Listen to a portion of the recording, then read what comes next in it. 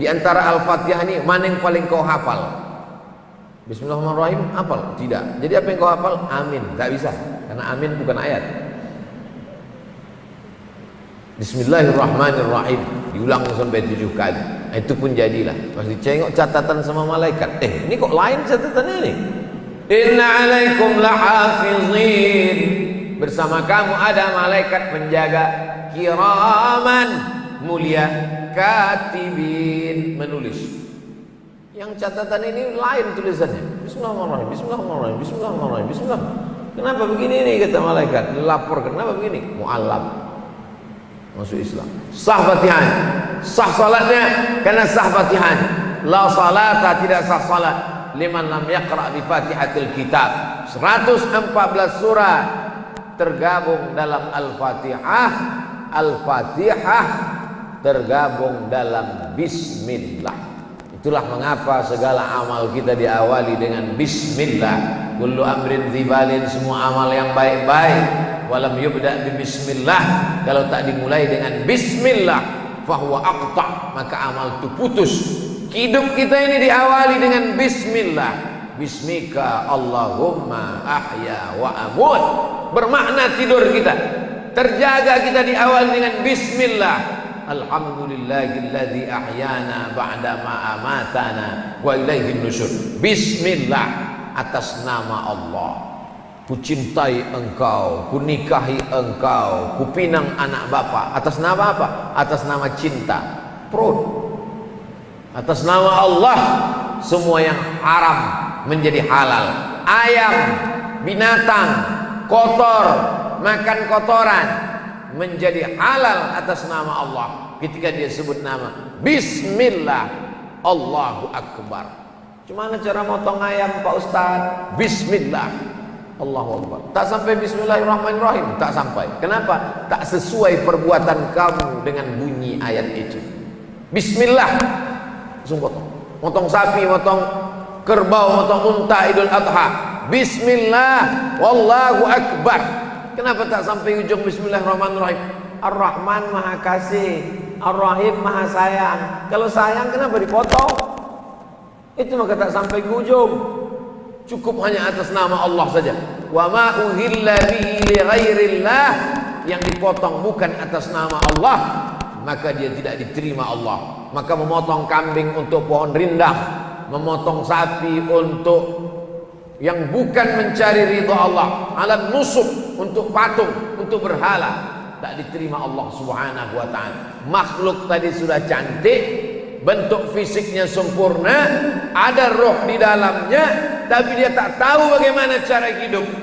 Maka dikirimkanlah Al-Quran. Beli laptop, ada bukunya. Beli motor, ada bukunya. Buku katalog petunjuk namanya. Bapak tadi bukan main sayang sama anak, dikasihlah anak hadiah sebagai juara 1 di sekolah. Nih, ku belikan kau laptop.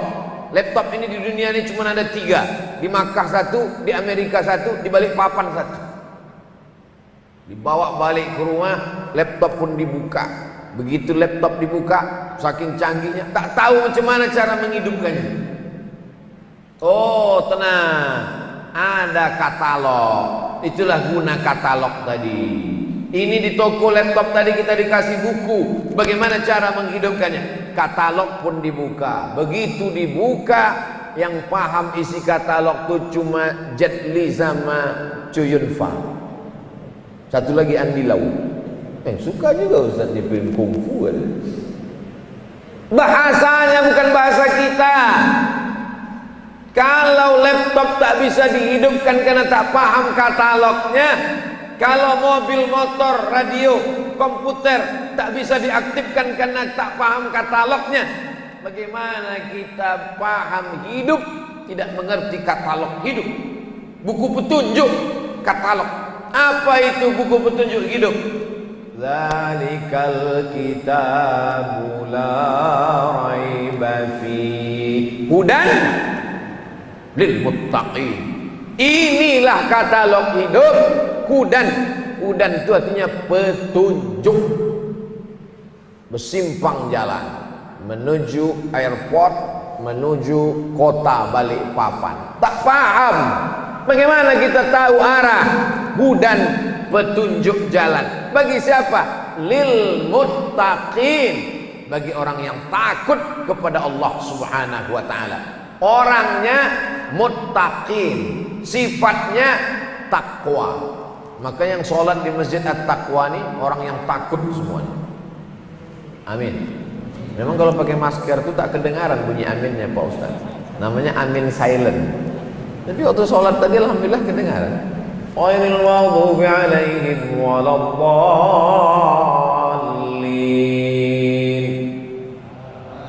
Kedengar. Saya andai tak kedengaran, saya maklum pakai masker orang. Bapak Ibu yang dimuliakan Allah Subhanahu wa taala, makhluk yang sudah cantik secara fisik tadi, ada jasad, mata, hidung, telinga, rambut, bulu, tulang, sumsum kaki, di dalamnya ada ruh, hidup dia tegak berdiri, ada kitab katalognya. Tak bisa memahami katalog kalau tidak ada teknisinya. Mana teknisinya? Orang yang paham ini siapa? Dikirimlah teknisi. Nama teknisinya itu Sayyidina wa Maulana Muhammad sallallahu alaihi wasallam. Ada pula orang tak setuju dengan nabi ini namanya Muhammad. Kenapa yang jadi nabi itu Muhammad sallallahu alaihi wasallam? Mereka menunggu kedatangan nabi terakhir itu. Dari sejak Musa tak datang-datang, mereka tunggu-tunggu. Isa mereka tak akui. Mereka orang Yahudi, disebut juga dengan Israel. Nabi Ibrahim punya anak namanya Ishak. Ishak punya anak namanya Yakub. Yakub namanya dua, Yakub dengan Israel. Cucu cicit Yakub ini namanya Bani Israel. Yakub punya anak namanya Yusuf. Yusuf punya saudara namanya Yahuza.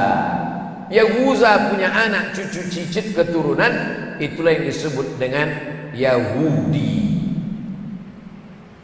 Israel, Yahudi. Nanti kalau anak bapak bertanya cucu bapak, tuh, apa beda Yahudi sama Israel? Ibrahim punya anak, entah siapa namanya kita ingat itu kata Ustaz Somad tadi. Pokoknya bercabang dua dia ke bawah, satu Yahudi, satu Israel. Mereka menunggu Nabi teknisi setelah Musa ini datang Nabi Isa, tak mereka akui. Kejaman luar biasa tuduhan mereka terhadap Nabi Isa. Apa kata orang Yahudi? Tak layak kita sebut di masjid. Kata mereka Nabi Isa itu anak zina. Mereka tuduh ibunya Maryam berzina dengan tukang kayu. Dibantah Allah Subhanahu wa taala dalam satu surat khusus, nama suratnya Maryam. Datanglah orang Yahudi mau mengejek Maryam. Waktu itu Maryam baru melahirkan anak. Apa kata mereka? Makana abuki mura'a sau'in. Bapakmu bukan orang jahat. Wa makanat ummuki baghiyah. Ibumu bukan wanita tunasusila. Kalau ayat itu dilanjutkan, tak layak ayat itu dalam Al-Quran karena kata-katanya kotor, najis, hina. Makana abuki mura'a sau'in. Maryam, ayahmu bukan orang jahat. Wa makanat ummuki baghiyah. Emakmu bukan wanita tunasusila. Titik. Kalau mau dilanjutkan, kenapa kau hamil tak punya suami? Maryam diam. Lalu apa yang dilakukan Maryam? Fa asyarat ilaih. Dia tunjuk anaknya. Waktu itu Isa baru saja lahir. Bayangkan Bapak Ibu, datang orang mengata-ngatai kita, mencaci maki kita, menyumpah serapah kita. Bapak kau bukan orang jahat, emakmu bukan wanita tunasusila. Kenapa kau bisa hamil tak punya suami? Kenapa kau bisa mengandung tak ada laki? Kenapa? Diam aja Maryam. Diam aja. Nah, Maryam sedang mengajarkan kita bagaimana cara menghadapi haters. Jadi kalau kita dicaci maki, disumpah serapah, diam aja. Kalau ada parang panjang, pancung kepalanya. Oh jangan. Idza nataqas safihu, kalau ada orang dungu berbicara, fa khairum min ijabatihi sukutu, maka jawaban yang paling baik adalah diam. Kenapa? Karena melawan orang gila banyak bicara, tentu kita tidak akan pernah menang, karena kata-kata dia pasti lebih banyak daripada kata-kata kita. Melawan orang mabuk, melawan orang sakau, pasti kita kalah. Kenapa? Karena tenaga orang sakau luar biasa, karena dia pakai narkoba. Kita cuma minum teh manis, untung teh manis. Pernah saya ceramah begitu, kita cuma minum teh manis, pas dibuka air putih, disangka panitia menyindir. Padahal saya ustadz yang tak pandai sindir menyindir. Maryam sedang mengajarkan kita jangan lawan orang gila dengan kata-kata. Datang orang Yahudi memfitnah Maryam, makan abuki imra'a sawin, bapakmu bukan penjahat, wa makanat ummuki baghiyah, emakmu bukan pezina, kenapa kau bisa hamil tanpa suami? Asyarat ilaih, ditunjuknya anaknya. Makin marahlah orang Yahudi tadi. Kau diajak bicara, ngomong, speak up. Kenapa malah diajak bicara, kau malah menunjuk anakmu yang baru lahir ini? Kaifa nukallimu man kana fil mahdi sabiyya, kata orang Yahudi. Bagaimana kami bisa bicara dengan anak kecil yang baru lahir? Islam mengangkat derajat Isa yang sebelumnya dikatakan anak zina menjadi hamba Allah. Ketika itulah disebutkan mukjizat Nabi Isa. Salah satu anak yang bisa bicara ketika masih kecil, belum sampai umur untuk ngomong, adalah Nabi Isa alaihissalam. Berbicara anak kecil itu, dia berkata, inni abdullah, aku hamba Allah, atani alkitab, dia berikan kitab Injil kepadaku. Kata Allah subhanahu wa ta'ala dalam Al-Quran, dalam surat Maryam. Kalaulah Al-Quran itu buatan Nabi Muhammad sallallahu alaihi wasallam, tentulah dibuatkannya satu surat khusus, namanya surat Aminah, emak dia. Andailah saya nabi yang ke-20, ke-20 berapa lah, karena banyak kali nabi palsu sekarang. Tentu kita buatlah nama satu surat khusus, surat Abdul Somad, surat Makku. Tapi Allah Ta'ala mau menunjukkan ini bukan dari dia, ini dariku, kata Allah. Yasin wal Qur'anil Hakim, innaka laminal mursalin ala siratin mustaqim tanzilal azizir rahim. Ini Al-Quran tanzil, diturunkan dari Allah subhanahu wa ta'ala, bukan kata-kata dia. Maka datanglah teknisi tadi bernama Sayyidina wa Maulana wa Syafi'ina wa Dzukhrina Muhammad sallallahu alaihi wasallam, membawa katalog, nama katalognya Al-Quran, untuk memperbaiki produk. Kalau dia rusak, nama produknya itu manusia. Nama produknya laptop. Laptop dikasih katalog buku, katalog tak bisa dibaca, dikirim teknisi manusia. Nama produknya sepeda motor. Sepeda motor ini ada servisnya, ada olinya, ada bensinnya, ada rantainya, ada stangnya, ada kuncinya. Tak paham, maka dikirimlah teknisi, orang bengkel, ada bukunya, katalognya. Kalau tidak kita ikut ini, kita akan menjadi orang yang rusak, tak ada gunanya, tak ada manfaatnya. Maka kalau kata katalog ini, masalahnya manusia ini, kalau motornya rusak dia bawa ke bengkel, dia cari orang bengkel. Kalau AC-nya rusak dia bawa ke tempat servis AC, dia panggil orang yang paham AC. Kalau istrinya sakit dia bawa ke rumah sakit, dia bawa ke klinik, dia serahkan ke dokter. Tapi kalau dia tak paham agama, dibetulkannya sendiri. Kau tak bertanya ke ustadz tentang masalahnya. Ustadz itu manusia, aku pun manusia, kita sama-sama manusia. Patutlah kau error. Ketika AC-mu rusak, kau bawa ke servis AC. Motormu rusak, kau bawa ke bengkel. Tapi ketika agamamu rusak, kau tak paham, kau betulkan sendiri. Kita sama dengan dia kok. Dia makan, kita makan. Dia minum, kita minum. Dia tidur, kita tidur. Dia menikah, kita menikah. Apa beda kita dengan dia? Dia mengaji di pesantren 7 tahun, bantalnya kelapa. Guru saya dulu, bantal saya tetap kapas. Guru saya dulu mengaji di Purba Baru Mustafawiyah di Madinah, Mandailing Natal. Kata dia, kami dulu mengaji bantalnya kelapa, Abdul Somad. Kenapa kelapa, Tuan Guru? Biar supaya kalau mengantuk pakai kelapa, terbangun baca buku lagi. Begitu mereka dulu mengaji. Bukan macam kita sekarang. Setelah 7 tahun dia khatam kitab, baru mereka pergi ke Makkah. Khatam kitab ini, fikih itu dari bawah. Belajar dulu matan takrib, khatam matan takrib, masuk Fathul Qarib. Selesai Fathul Qarib, khatam dari kulit ke kulit berjilid-jilid. Barulah masuk kemudian kitab I'anatul Talibin, khatam, baru kemudian Mahalli, baru kemudian baca kitab Majmu', Syarah Muhazzab berjilid-jilid. Lalu kemudian setelah itu baru baca mazhab yang lain. Khatam mazhab Syafi'i, baru mazhab Hanafi, dibacanya perbandingan mazhab.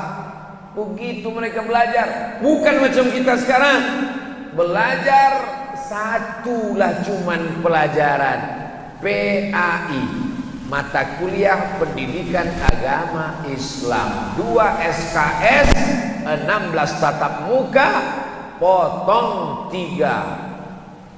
Pertemuan pertama mid semester, ujian akhir semester. Cuman 13 kali ketemu dosen lah belajar agama Islam sebelum Covid.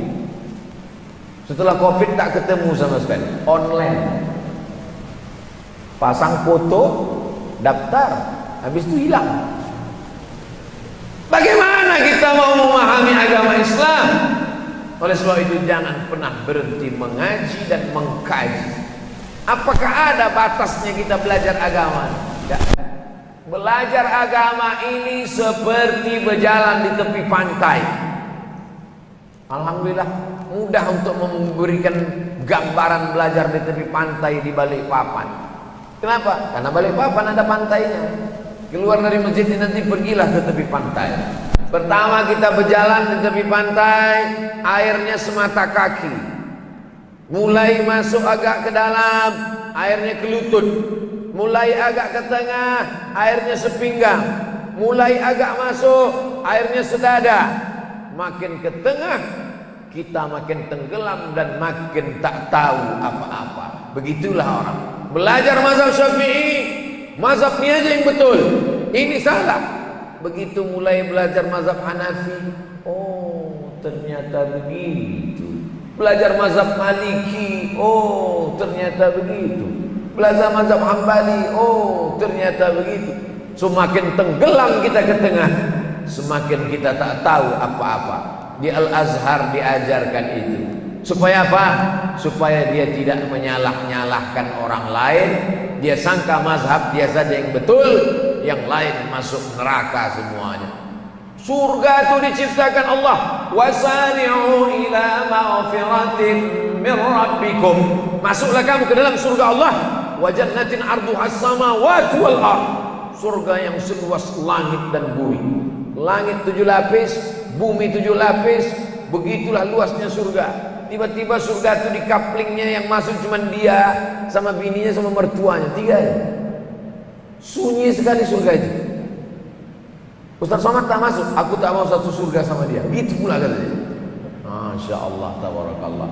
Bapak Ibu yang dimuliakan Allah Subhanahu wa taala, maka Islam namanya sebagai sebuah jalan hidup untuk menjelaskan bagaimana kita menjalani hidup ini. Diajarkan Nabi sallallahu alaihi wasallam, "Idza staiqaza ahadukum min naumihi." Teknisi tadi mengajarkan katalog hidup. Kalau kau bangun tidur malam, fala yughmis yadahu, jangan kau masukkan tanganmu ke dalam tempat air. Li'annahu la yadri aina batat yaduhu, karena kau tak tahu di mana tanganmu menginap di mana tanganmu menyentuh, di mana tanganmu memegang tadi malam. Maka kita diajarkan dalam Islam bukan cuma jalan hidup, dari mulai hal-hal kecil, mencuci tangan. Sekaranglah baru kita diajarkan seluruh dunia ini cuci tangan. Orang Islam tidak terkejut dengan cuci tangan. Sekarang Masya Allah, masuk ke masjid cuci tangan, masuk hotel cuci tangan, masuk kantor cuci tangan, mau tidur cuci tangan, bangun tidur cuci tangan. Orang Islam tak terkejut dengan cuci tangan, karena dia diawali harinya dengan cuci tangan. Idza staiqadha ahadukum min naumi, kalau kau bangun tidur, fala yukhbis yadahu, jangan masukkan tanganmu ke tempat air, tapi cuci tanganmu lebih dulu. Cuci tangan bersih. Kenapa? Karena rupanya ternyata dari ujung-ujung jari-jari ini ada keringat, ada asam. Pergi saya ke rumah sakit, nampak saya ada banner di pintu dekat eskalator, dekat lift. Tulisannya di bawah, cuci aku dong. Dulu jauh sebelum COVID-19 ini datang, suruhnya cuci tangan. Melihat itu saya, Masya Allah, Nabi sudah diajarkan Nabi Muhammad SAW untuk cuci tangan.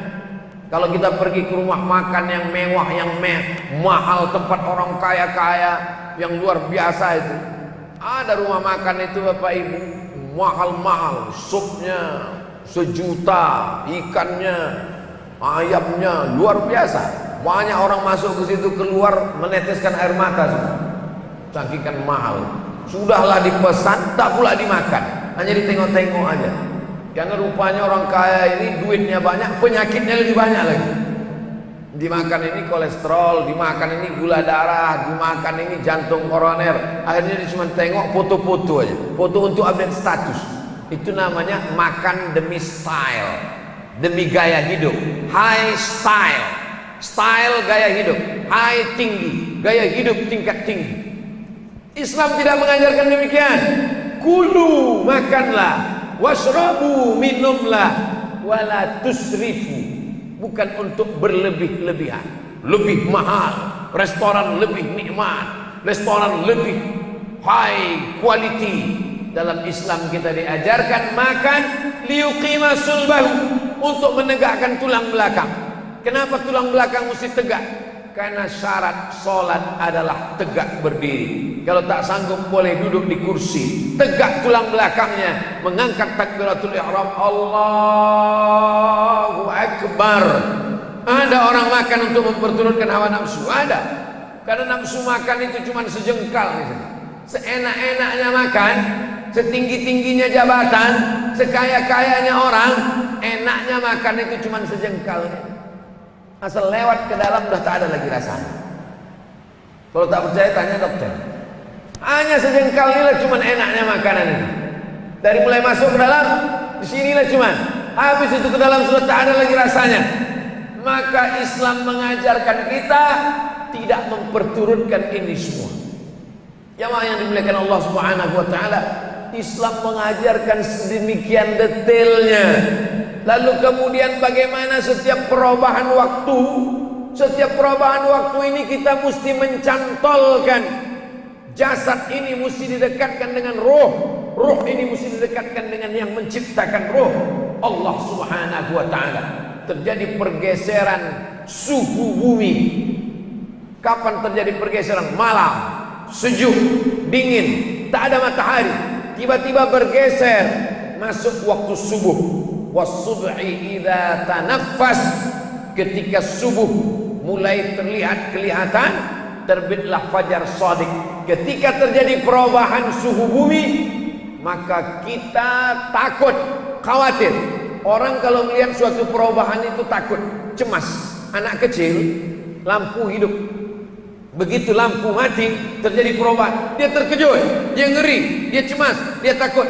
Ibunya datang untuk menenangkannya dengan cara memeluknya, dengan cara menyusukannya, dengan cara memberi minum.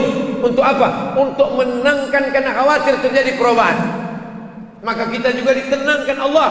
Malam gelap, tiba-tiba terang, takut, cemas, ngeri, ditenangkan.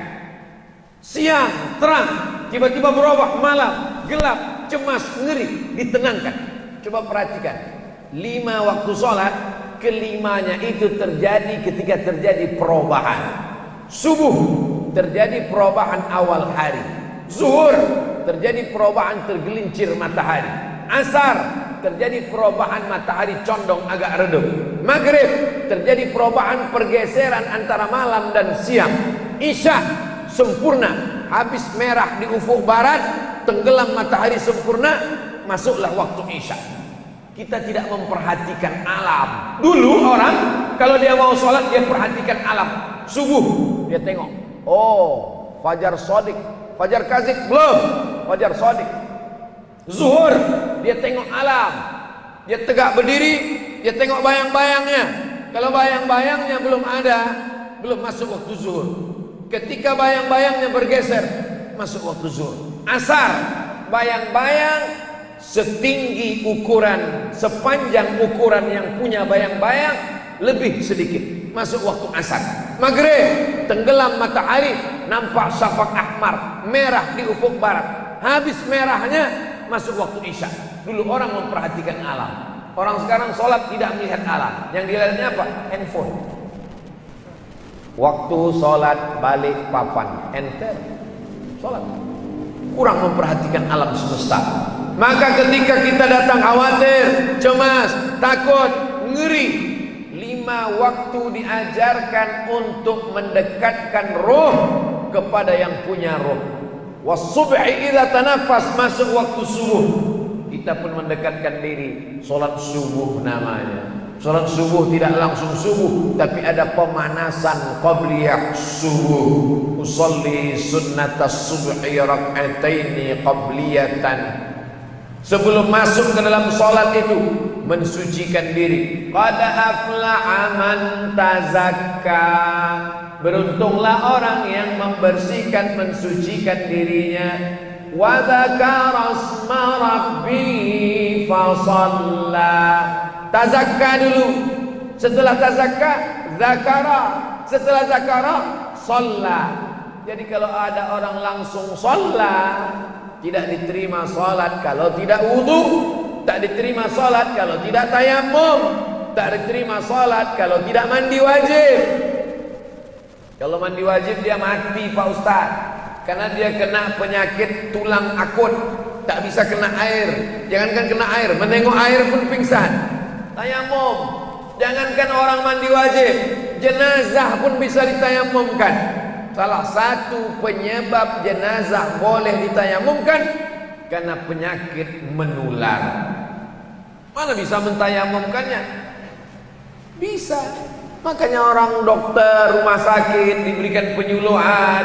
Saudara-saudara kita yang bertugas menangani pasien wabah penyakit COVID-19, diberikan mereka semangat. Karena mereka berkurung di dalam baju plastik astronot asmat selama 8 jam. Dipakai jam 8, jam 4 sore baru buka. Gimana sholat mereka? Sholatnya jamak, tapi tidak pakai qasar, karena dia tidak musafir. Qasar baru boleh kalau ada safar musafir, tapi dia boleh jamak berdasarkan hadis dari Abdullah bin Abbas, pernah menjamak tanpa qasar, tapi dalam darurat tingkat tinggi. Ini ada juga sebagian umat Islam ini sikit-sikit jamak, sikit-sikit jamak. Pengantin takut lipstiknya lepas jamak. Tak semudah itu, ada aturannya.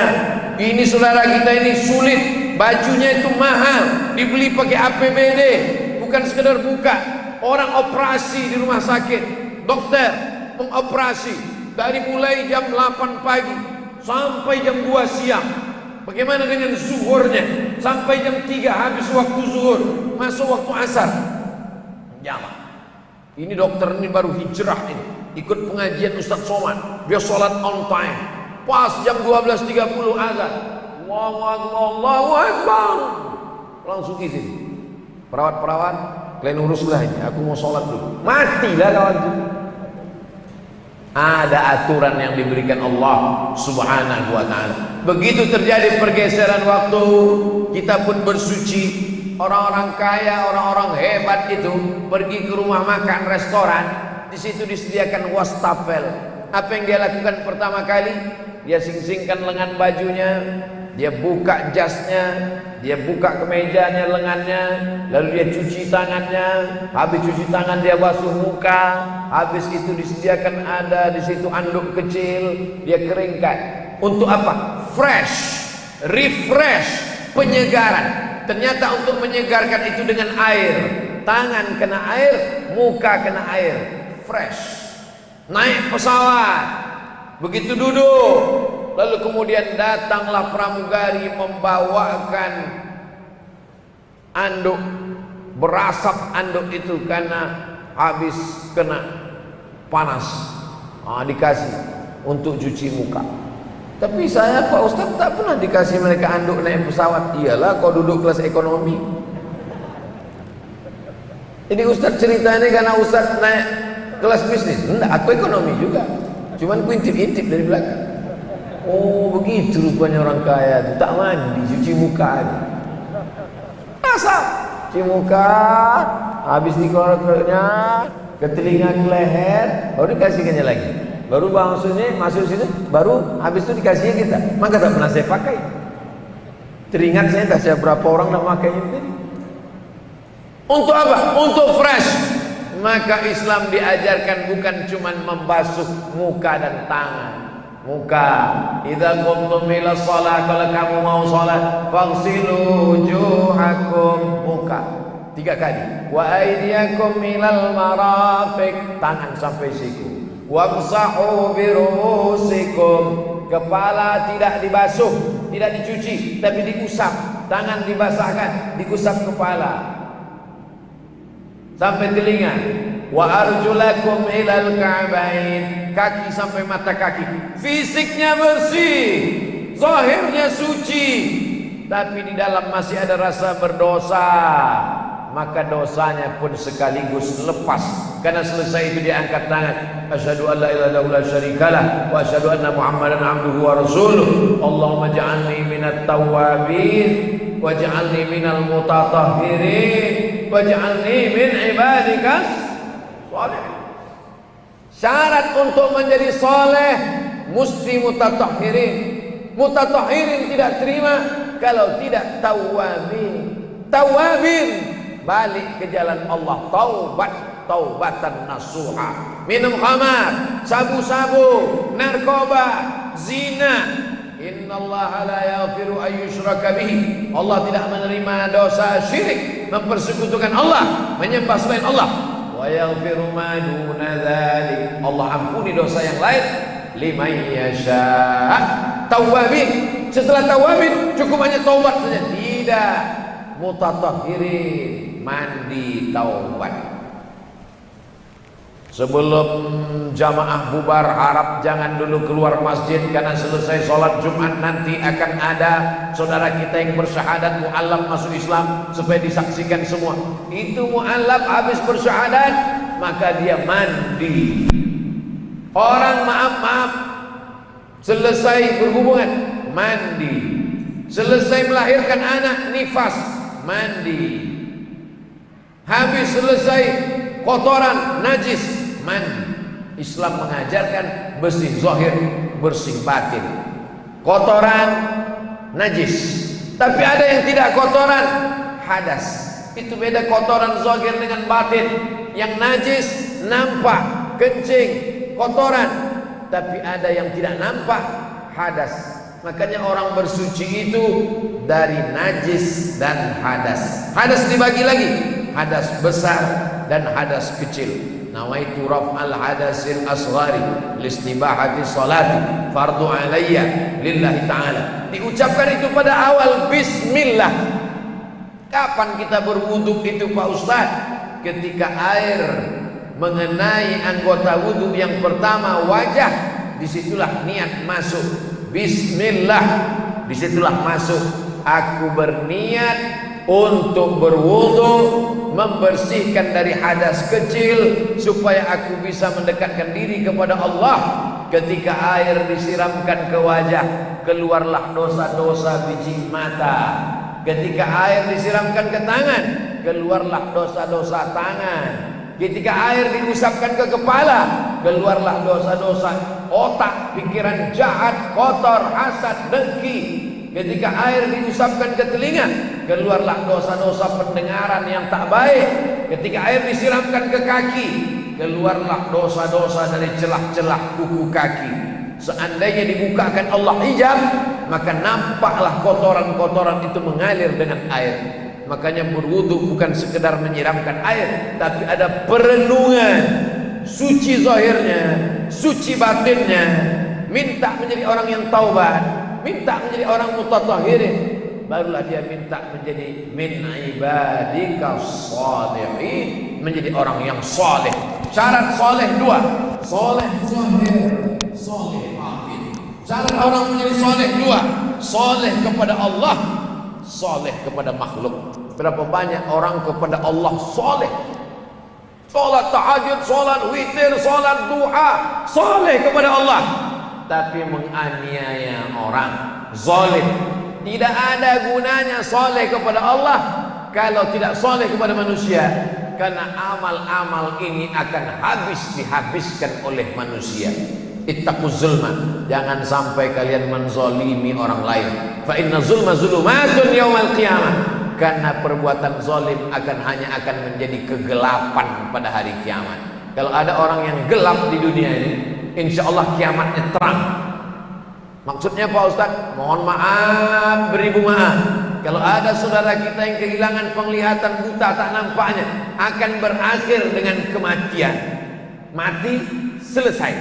Tapi kalau ada orang yang gelap di akhirat, maka kegelapan itu akan kekal selama-lamanya. Khalidina fiha abada, kekal selama-lamanya. Ya'ti yaumil qiyamati bi sholatin, ada orang nanti yang mati menghadap Allah membawa sholatnya banyak, wa zakatin, zakat wakaf infaknya banyak, wa siyamin, puasa sunatnya banyak, wa hajjin, umrah hajinya berkali-kali, tapi ternyata dia zalim, aniaya supirnya, sekuritinya, sekretarisnya, bawahannya, tukang masaknya, tukang setrikanya, babysitternya, yang merawat anaknya, gajinya tak dibayar, kalaupun dibayar 3 bulan sekali, potongannya, cakap kasar, caci maki, sumpah serapah, habis sholat, habis puasa sunat, habis zikir, diambil mereka. Dosa kepada Allah bisa ditebus dengan sholat sunat taubat. Dosa kepada Allah bisa ditebus dengan menangis di pintu Ka'bah, berdoa kepada Allah, ya Allah, di dinding Ka'bah, antara pintu Ka'bah dengan Hajar Aswad, multazam, menangis minta ampun, mengikut sunnah Nabi. Tapi dosa kepada manusia tak bisa kecuali dengan meminta maaf. Siapa yang mengajarkan ini? Yang punya katalog. Allah Ta'ala menurunkan Nabi untuk menjelaskan itu kepada manusia. Maka itulah agama Islam yang indah. Di mana kita pelajari dia? Di sekolah tak cukup Bapak Ibu, di masjid. Maka kembali masjid dihidupkan dengan pengajian-pengajian. Ngaji tak usah panjang-panjang, dari maghrib ke isya 45 menit. Habis isya buka tanya jawab. Yang mau bertanya bertahan di masjid, yang mau menonton sinetron balik ke rumah. Pengajian Ustaz Abdul Somad tak pernah lama-lama, hanya 60 menit. Dimulai 5:30, habis jam 6:30. Saya mau menjelaskan aja bahwa waktu saya masih ada 5 menit lagi. Itu maka mata saya dari tadi menengok jam, bukan menengok ibu-ibu, mana nampak jauh. Bapak Ibu yang dimuliakan Allah Subhanahu wa taala. Jadi kalau kita mau selamat, kuncinya ikut teknisi, ikut katalog. Teknisinya, mana bisa kita ikut teknisi Nabi Muhammad? Tak ada lagi Pak Ustaz. Nabi tidak meninggalkan kursi emas, Nabi tidak meninggalkan istana yang megah di Madinah. Tak ada istananya di Madinah.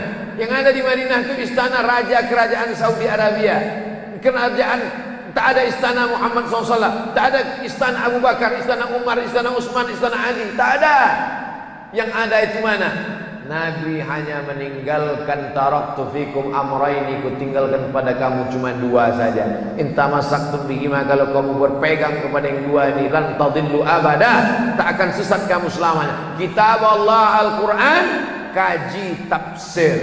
tafsir surat-surat pendek, tafsir surat An-Nas, tafsir surat Al-Alaq, tafsir surat Al-Ikhlas, tafsir surat. Saya mengawali kajian tafsir surat Yasin, tadabbur surat-surat pendek. Kenapa Ustaz tidak tadabbur surat-surat panjang?